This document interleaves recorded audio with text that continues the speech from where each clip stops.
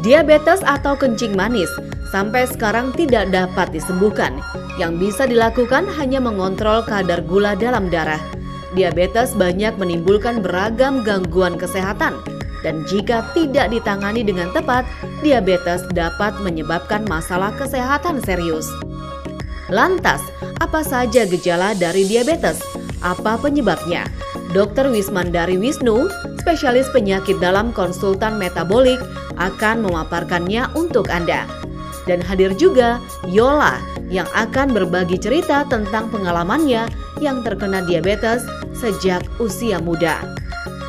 Mbak Yola, kena diabetesnya dari umur berapa waktu itu? Sejak kapan? Dari umur saya 30 tahun, Dok. 30 tahun? 30 tahun. Itu setelah saya melahirkan anak pertama. Oh, oke. Kok setelah melahirkan? Waktu hamilnya gimana? Waktu hamilnya saya tidak pernah mengecek dan saya juga tidak pernah tahu gitu. Tidak pernah tahu? Tidak pernah tahu.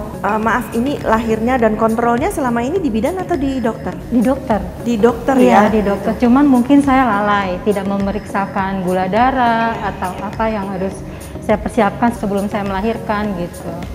Terus ketahuannya akhirnya gimana? Setelah melahirkan kok bisa tahu tinggi gimana tuh? Waktu itu kejadiannya tuh pada malam itu saya menggigil, tapi pagi-pagi saya pikir mungkin karena saya kelelahan. Nah, pagi-pagi saya ke kamar mandi, itu saya jatuh di kamar mandi. Jatuh. Saya merasakan ini berputar, Dok. Nggak sadar? Nggak sadar, karena ngerasa waktu saya buang air kecil kok semut banyak, Dok. Oh, semut itu banyak di kamar mandi. Itu udah berapa lama tuh Ibu taunya ada semut itu banyak? Itu setelah saya melahirkan, Dok. Setelah melahirkan? Saya melahirkan bayi saya waktu itu baru 2 bulan lah, Dok. Baik, kalau gitu. Terus gimana sampai di laboratorium apa yang terjadi? Gulanya berapa waktu itu? Pas dicek itu, wah Ibu ini gulanya 500. Saya kaget, Dok. Ya Allah, iya tinggi itu, Dok. Langsung dari situ saya langsung ke rumah sakit, saya ke dokter penyakit dalam. Udah dibilangnya, aduh sayang sekali ya Bu, Ibu kena gula keturunan. Saya bingung kok dokter bisa tahu itu gula keturunan gitu. Jadi dokternya bilang gula keturunan ya. Jadi Ibu didiagnosis diabetes dan dikatakan penyebabnya adalah keturunan. Begitu ya gitu. Kasus yang terjadi pada Ibu Yola ini cukup sering terjadi di masyarakat. Jadi diagnosis diabetes terjadinya terlambat. Dalam arti pada saat kasus Bu Yola ini sudah dalam kondisi cukup tinggi gula darahnya, yaitu mencapai 500. Nah, ini harus dihindari. Ditambah lagi, pada saat Ibu Yola sedang hamil, itu tidak dilakukan pemeriksaan gula darah. Sehingga pada saat melahirkan bisa jadi terjadi komplikasi. Tapi syukurnya pada kasus Bu Yola komplikasi ini tidak terjadi. Tetapi alangkah baiknya kalau semua wanita hamil ini diperiksa gula darahnya agar diketahui apakah memang mengidap diabetes pada saat hamil. Kalau pada saat tadi yang 500 itu ya, kemudian Ibu diberikan obat-obatan atau insulin atau gimana Ibu? Saya dikasih obat, terus saya disuruh ke dokter gizi. Biar terkontrol makanannya apa aja yang harus saya makan, biar terkontrol gula darahnya. Baik. Terus gimana Bu, dalam beberapa bulan Ibu kontrol lagi gulanya jadi berapa? Itu saya lama ya turunnya Dok. Lama, itu sulit saya waktu itu, padahal saya udah diet, udah minum obat, tapi cuma sedikit yang turun. Obatnya kalau boleh tahu berapa macam Ibu? Saya waktu itu obatnya metformin ya. Metformin, jadi hanya satu macam ya Bu ya? Satu macam, tapi kan adik-adik saya ini kan pada kena diabetes juga, jadi ada minum gulkopak, itu saya minum juga. Maaf, adik kandung, berarti Ibu waktu itu umur 30 tahun, berarti adiknya umur berapa? Cuma beda setahun Dok, saya ini 10 saudara. Iya. Cuma beda setahun, ada yang 2 tahun. Jadi yang kena siapa aja Bu dari 10 bersaudara itu? Saya anak pertama.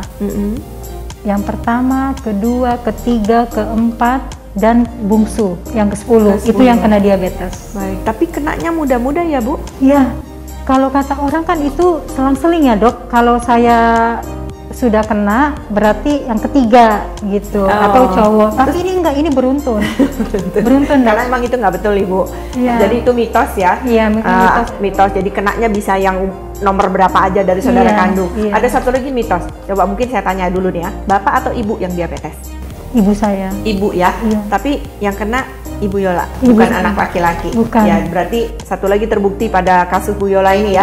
Terbukti yaitu nggak menyilang Bu Yola. Tidak menyilang. Jadi dari Ibu bisa kena ke anak perempuan, dari yang Bapak juga bisa ke anak laki-laki. Jadi mitos-mitosnya terbantahkan ya di kasus Bu Yola ya. Iya. Iya gitu. Oke, Ibu bilang tadi katanya lama ya gula darah turunnya. Lama tuh sampai berapa lama sampai akhirnya bisa terkontrol gulanya? Saya waktu itu kan 500, setelah saya minum obat, terus makan saya ganti beras merah gitu. Terus rajin pola hidup juga saya teratur, itu saya periksa lagi itu masih 400-an. Berapa bulan? Itu ya sekitar 2 bulanan lah. 2 bulan dari 500 turunnya cuma 100 ya Bu? Cuma 100. Oke. Terus gimana Bu?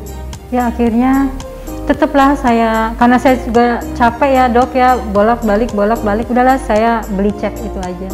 Cek gula punya itu. Jadi saya bisa beli. ngecek di rumah sendiri ya Bu ya, rumah, cek glukometer ya? Iya, sebenarnya sih semuanya itu tergantung dari pola makan. Kalau kita stres juga yang saya alamin pribadi ya dok, stres, capek, itu gula darah bisa naik dok. Udah, Ibu kayaknya udah pinter ya, udah bisa tahu apa yang menyebabkan tinggi. Nanti kalau turun juga pasti Ibu juga tahu apa yang bisa bikin gulanya turun. Tapi itu betul sekali memang Bu. Ibu kan diabetes sudah 18 tahun. Kira-kira Bu, kalau salah satu komplikasi diabetes itu kan lukanya sukar sembuh ya Bu. Melahirkan sesar semuanya. Semuanya sesar. Nah kalau sesar kan ada luka operasi ya Bu. Nah itu gimana Bu? Aman semua nggak? Kan ada anak pertama ya udah diabetes nih. Gimana Bu? Anak pertama mungkin pada saat itu kalau menurut saya gula darah saya tinggi, sebenarnya pasti kan ada efek dari ini, tapi alhamdulillah enggak dok. Anak kedua lulus juga, maksudnya nggak ada apa-apa. Pas anak ketiga mungkin bertambah umur ya dok, waktu saya melahirkan anak ketiga, luka ini saya kok perih yang rasa-rasa ya, padahal kan saya nggak mandi-mandi, saya lap badan aja.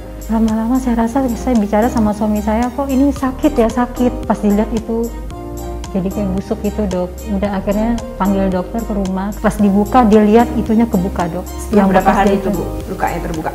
Itu mungkin seminggu kali dok. Seminggu ya? Iya, tanpa saya ketahui gitu. Jadi saya menahan aja rasa sakit gitu dok. Ternyata itunya sudah kebuka. Jadi lukanya nggak menutup dengan baik ya Bu ya? Pengobatannya apa Bu selama Ibu hamil? Diobati apa gulanya? Saya tuh sebenarnya dok, saya tuh nggak minum obat. Kenapa Ibu? Karena saya takut dengan kejadian ibu saya. Oh, kenapa ibunya? Ibu saya tuh rajin minum obat, tapi kok kena ginjal dok, cuci darah. Itu yang jadi bikin saya tuh jadi takut gitu loh dok. Kira-kira Ibu belajar apa Bu dari peristiwa Ibu hamil ketiga? Ibu tidak minum obat, tidak suntik juga pasti ya? Karena obat aja nggak mau ya, apalagi suntik ya Bu gitu. Gimana Ibu? Menurut Ibu, apakah Ibu harus merubah bahwa memang sepertinya harus rutin? Ya sebenarnya saya harus merubah ya, gitu, harus merubah pola hidup saya gitu. Nggak bisa, saya harus tetap minum obat. Jangan takut dengan yang pernah dialami ibu saya gitu. Saya nggak boleh begitu, walaupun sekali gitu saya dalam sehari itu saya minum obat tuh harusnya harus gitu. Diabetes adalah merupakan suatu penyakit kronik. Penyakit kronik yang memang sampai saat ini belum bisa disembuhkan. Karena itu, kita harus diagnosis sedini mungkin. Artinya, kita harus bisa membaca pada kondisi-kondisi apa yang kira-kira orang menjadi resiko tinggi untuk diabetes. Seperti pada kasus Ibu Yola. Pada kasus Ibu Yola ini, beliau ini sebelum hamil sudah ada obesitas. Dengan obesitas, kemudian ada keturunan. Tadi ya kita dengar dari 10 bersaudara, ada 5 dari saudaranya itu mengalami diabetes juga. Jadi artinya, dia ada keturunan, kemudian ada juga resiko obesitas, ditambah sedang hamil. Beliau ini adalah resiko tinggi pada saat itu untuk dicek gula darahnya. Sayang sekali, pada saat itu beliau tidak memeriksakan gula darahnya. Sehingga pada saat itu yang diketahui diabetesnya adalah pada setelah melahirkan. Jadi setelah umur 3 bulan bayinya, barulah beliau merasakan gejala-gejalanya dan akhirnya didiagnosis sebagai diabetes. Dan sayangnya gula darah pada saat itu sudah mencapai 500. Pada kondisi Bu Yola, yang perlu kita perhatikan adalah diagnosisnya terlambat. Kemudian kita juga perhatikan yang berikutnya dari kasus Bu Yola ini yang bisa kita pelajari adalah Bu Yola tidak mendapatkan terapi yang semestinya.